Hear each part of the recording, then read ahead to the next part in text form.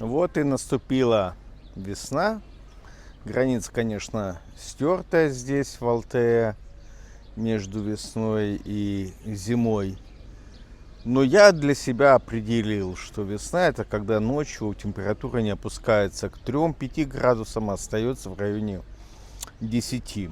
Вот этими ночами уже в марте днем приятные 18-20 градусов, и ночью опускается где-то до, может быть, 10-11, но не ниже.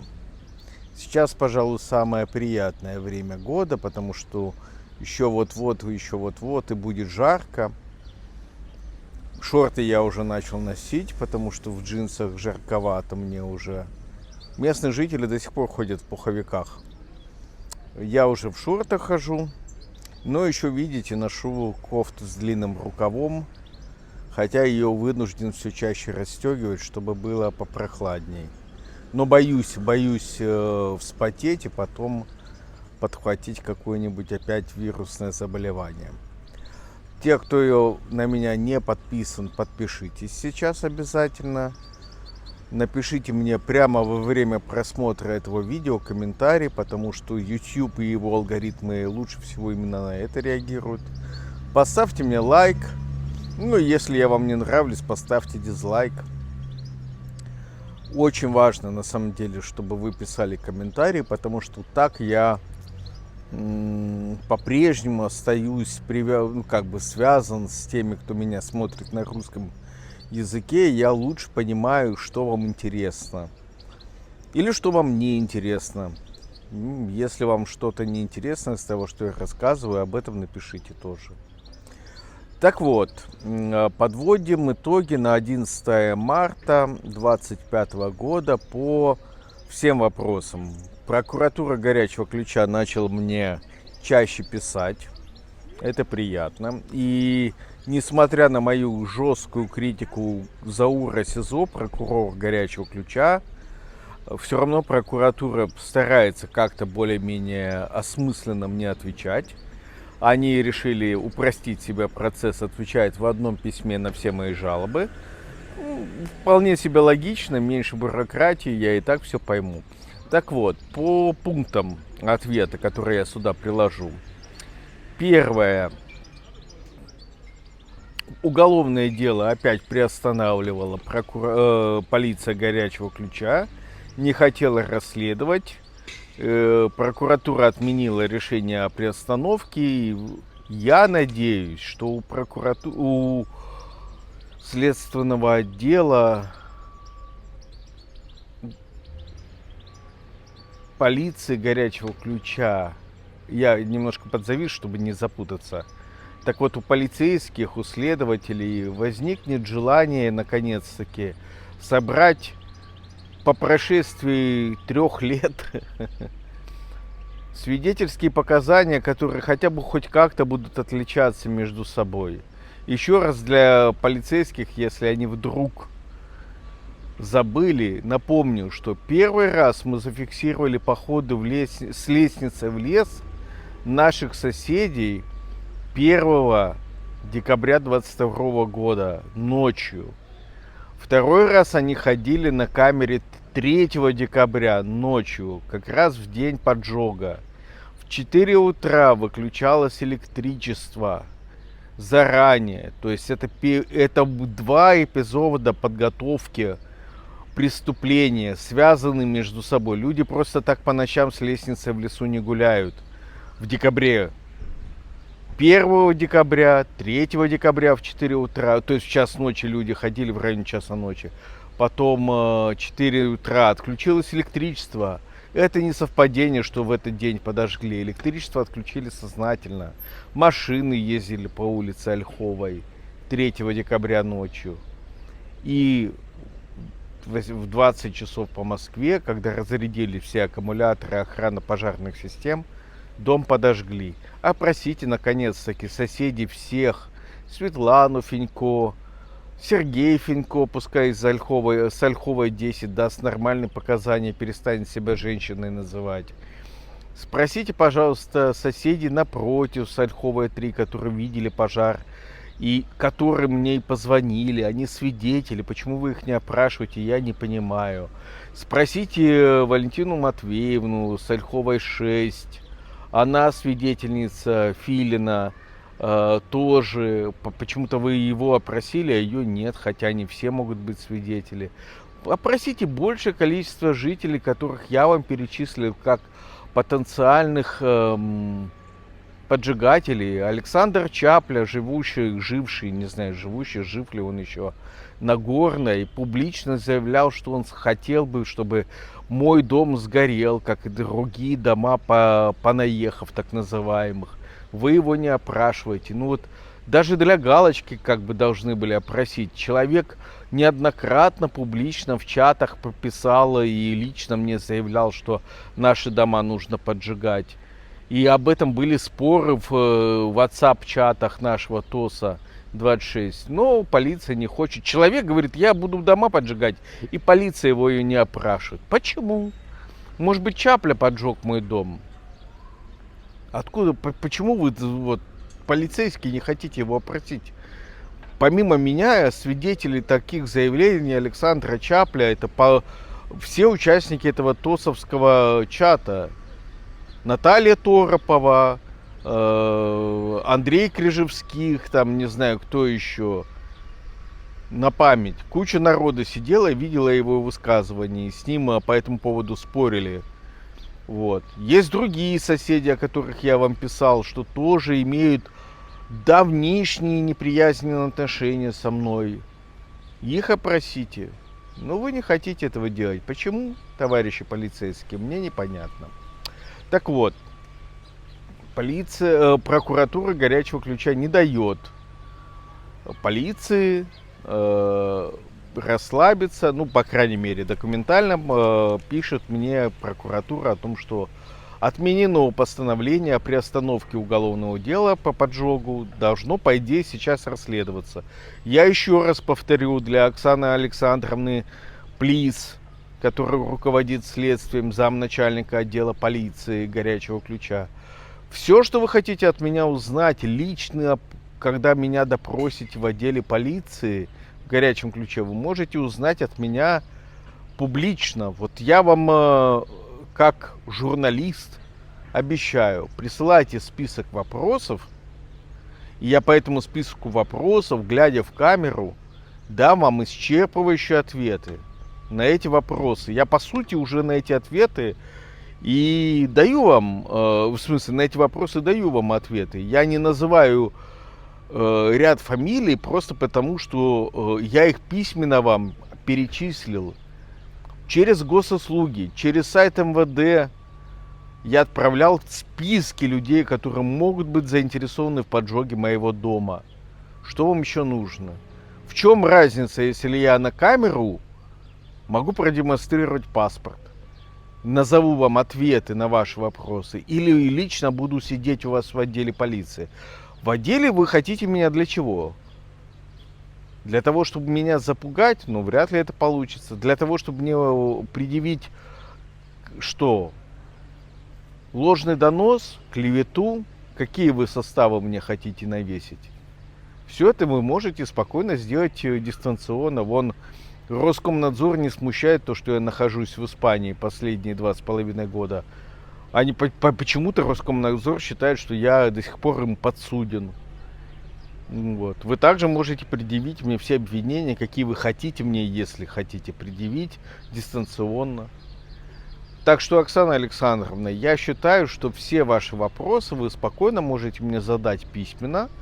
Если вас для возбуждения уголовного дела и признания меня потерпевшим по этому уголовному делу, одним из, удовлетворили мои показания, данные дистанционно из Испании, которые я отправил участковому Тамукаю, я думаю, также вас удовлетворят и мои дистанционные показания вместо допроса в отделе полиции. Пошли дальше. По поводу разлива фекальных вод. Двоякое мнение у меня сложилось по ответу прокуратуры горячего ключа.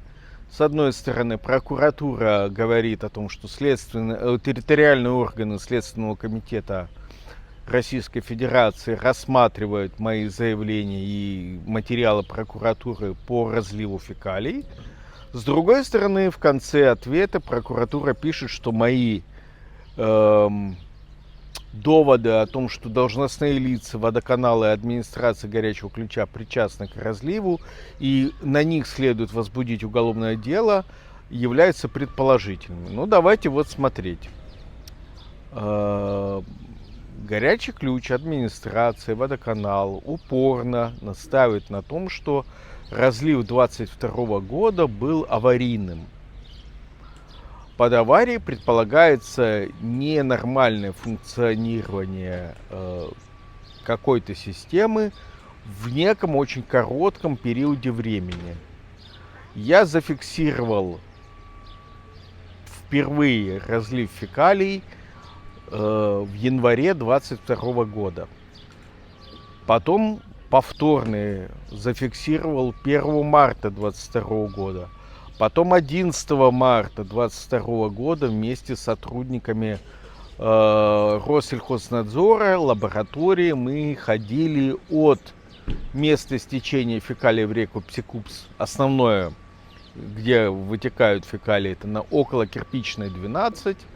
И вот мы прошли от устья этой фекальной реки до источника, до колодца номер 3, это Ярославского 139, а рядом с насосной станцией водоканала. То есть вот последовательные фиксации. Если бы это была одна авария, допустим, в январе, то эта авария не должна была... Тут получается, что были череда аварий. В январе, 1 марта, 11 марта, потом 15 марта 2022 года я зафиксировал в другом месте разлив фекалий около Пономаренко 5, около насосной станции. Но я же не могу поверить в то, что прокуратура считает специально проделанное отверстие в боковой стенке колодца на Пономаренко 5 аварийной проблемой. То есть там кто-то выбил дыру где-то в диаметре примерно 20-30 сантиметров, выбил кусок колодца бетонного, но это не авария, это специально созданный перелив, чтобы фекалии вытекали в грунт и потом в реку Псикупс. Прокуратура меня хочет убедить в том, что это авария. Это не авария, это сознательно сделали сотрудники водоканала, ну или какие-то третьи лица. Но, во-первых, этот колодец является имуществом водоканала, во-вторых, не могли сотрудники насосной станции не знать о том, что у них, или должны были знать о том, что у них в их оборудовании, в боковой стенке колодца есть отверстие, должны были заделать. 15 марта 2022 года сотрудник полиции, я видели это отверстие и прокопанную от этого отверстия канавку в грунте, чтобы фекалии стекали не большой лужей около колодца, а по канавочке стекали в реку Псикупс. Это все были сознательные действия. Так что я понимаю желание прокуратуры отвести последствия, уголовное дело от Белопольского, главы администрации горячего ключа, от Виталия Черного, который является там в Рио зам главы по ЖКХ и был на тот момент в 2022 году начальником управления жизнеобеспечения городского хозяйства, которое должно контролировать водоканал. Родион Французов, Андрей Максименко, это начальники директора водоканала, которые менялись как раз в 2022 году. Они должны были знать о том, что у них кто-то проделал дыру, и эту дыру надо было заделывать на Пономаренко 5. Ну, то есть понятно, на самом деле, если давайте без дураков, пытаются все списать на аварию, а на самом деле мы все понимают, что это сознательно сделано было водоканалом. Если, опять же, если мы говорим об аварийном сбросе, то колодец Как только я его обнаружил в таком состоянии 1 марта и потом 11 марта, оголовье колодца нужно было восстановить. А этого не делали. И летом 22 года я неоднократно вызывал полицейских, фиксировал разлив фекалий. Давайте сотрудники прокуратуры поднимут по 22 году все мои заявления, сколько было жалоб на разлив фекалий на Пономаренко 5 и на Ярославского 139Б. И не может быть аварии, когда систематически сливаются фекалии на поля и потом в реку Псикупс.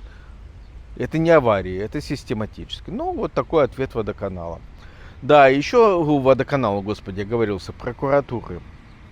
То есть преступления есть, а ответственных нет. И уголовное дело ни на кого не возбуждается. По 24-25 году, как я уже в предыдущих видео говорил, сотрудники всяких контролирующих органов, поскольку меня нет в горячем ключе, я основываюсь на тех видео, которые мне жители присылают. Общая стратегия защиты у них такая: этого ничего не происходит. То есть, если бы я лично фиксировал эти нарушения, им было бы сложно сказать, что этого не происходит ничего. А поскольку это на основании видео, они мне пишут в наглую о том, что нет, факты не подтвердились. А жители горячего ключа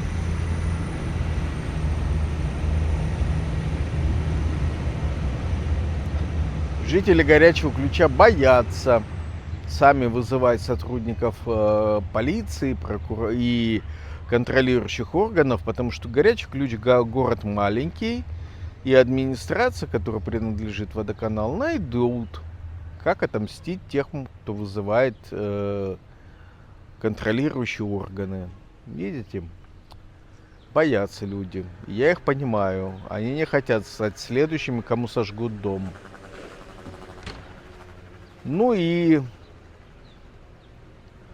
еще один момент, когда мне 16 января 2023 года взломали социальные сети, рассылали мошеннические сообщения, прокуратура отменила постановление об отказе в возбуждении уголовного дела. Там очень просто. Кто-то перевыпустил мою сим-карту, в салоне получил дубликат моей сим-карты, МТСовской. Потом они, у меня, к сожалению, не было двухфакторной авторизации на Telegram и WhatsApp. И люди воткнули сим-карту, зашли в мои соцсети, от моего имени рассылали просьбу помочь на лечение ребенка. Я раскопал этих мошенников, они достаточно известны. Это мое расследование было не первое, то есть находились и другие пострадавшие. И более того, из тех, кому по моей телефонной книжке рассылали сообщения, есть несколько человек, которые поверили в эти сообщения, отправили мне деньги. Вернее, не мне, а мошенникам на их номер карты. Этот номер карты был сообщен полицейским. Полицейские могли в январе и феврале 22 года по номеру карты найти получателя денежных средств и раскрыть эту мошенническую схему. То есть, понимаете, во-первых, в салоне МТС можно выяснить, кто вместо меня получил сим-карту, представившись мною или доверенным лицом. Второе, самое простое, получатель денег явно тот, кто участвует в мошеннической схеме. Но полицейские не захотели заниматься расследованием. Сейчас прокуратура по прошествии более чем 2 лет, отменили постановление, вроде как собираются этих мошенников изобличить. Вот такие пока результаты на настоящий момент. Всем спасибо, кто просмотрел до конца. Еще раз призываю подписаться на меня, поставить мне лайк за мою активную гражданскую позицию и написать комментарий, что вам еще интересно, может быть, какие-то детали ускользнули. И какие вы думаете будут результаты? Мне очень важны ваши комментарии, потому что я буквально на основании ваших комментариев строю свою вещательную политику. Всем спасибо, пока.